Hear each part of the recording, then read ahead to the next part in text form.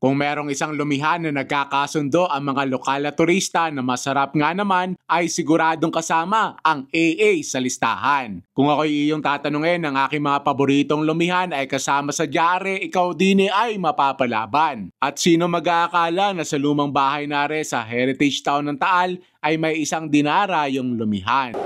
Kaunti-unti lang. Pagay nabubok. Baka mapahuhu lahat. Yan, listen to that beautiful sound.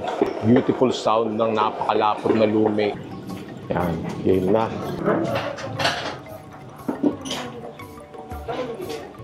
Tapos, chicharon naman. Matik din yan. Dagdag lutong iyan. Di mo mawala din ang rebusado. Paborito ko yan. Yan ang chili oil nila. Homemade nila sila sadyang gumagawa niyan.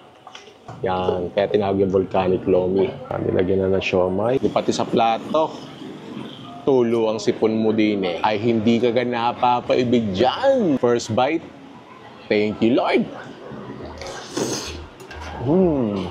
Anghang. Pero sarap. Yung anghang na hahabulin mo ng ng kagat uli.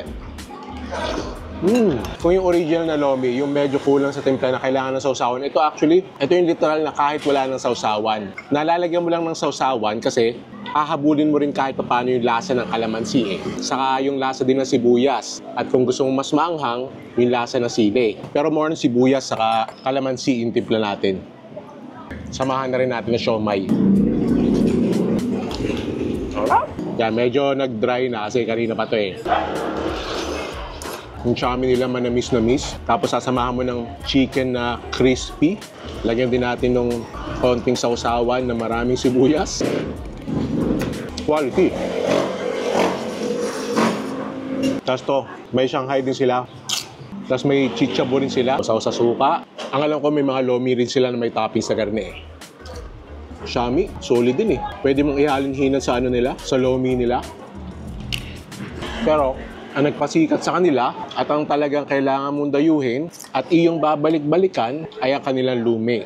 More specifically, yung kanilang volcanic lomi. Natulo na ang aking sipon sa anghang. Pero yung anghang na hahanap-hanapin mo ay siya tikme kong napapaibig.